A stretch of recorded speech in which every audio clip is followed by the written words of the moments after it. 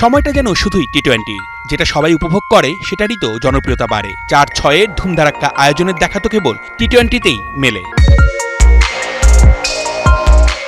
চলতি বছর বিশ্বজুড়ে একসাথে চলেছে 5টা ফ্র্যাঞ্চাইজি ভিত্তিক টি-20 লিগ।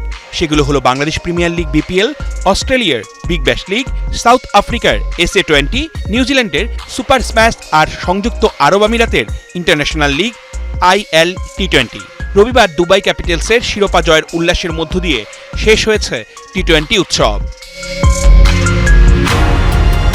বিগ ব্যাশ গেল জানুয়ারিতে শেষ হলেও অন্য 4টির ফাইনাল হয়েছে এ মাসেই। নিউজিল্যান্ডের লিগ শেষ হয়েছে ফেব্রুয়ারির 2 তারিখ, অন্য 3টার ফাইনাল হয়েছে টানা 3 দিনে। 7 ফেব্রুয়ারি মিরপুরে বিপিএল এর ফাইনাল খেলেছে ফরচুন বরিশাল ও চিটাগাং কিংস। 8 ফেব্রুয়ারি জোহান্সবার্গে টি-20 এর ফাইনালে মুখোমুখি হয়েছে MI কেপটাউন ও সানরাইজার্স স্টার্ন ক্যাপ। আর 9 ফেব্রুয়ারি দুবাইয়ে IL টি-20 শিরোপা নির্ধারণী ম্যাচে দুবাই ক্যাপিটালসের প্রতিপক্ষ ছিল ডেজার্ট ভাইপার্স। বিপিএলে আগের বারের চেয়ে অর্থ পুরস্কার 2 কোটি 3 লাখ টাকা বাড়িয়ে করা হয় 5 কোটি 31 লাখ। সেটাও নিউজিল্যান্ডের লিগের তুলনায় অনেকই কম। IL20 ও SA20 এর ধারে কাছেও নেই। এমনকি বিপিএল এর চ্যাম্পিয়ন ফরচুন বরিশালও এই লিগগুলোর চ্যাম্পিয়ন দলের চেয়ে কম টাকা পেয়েছে।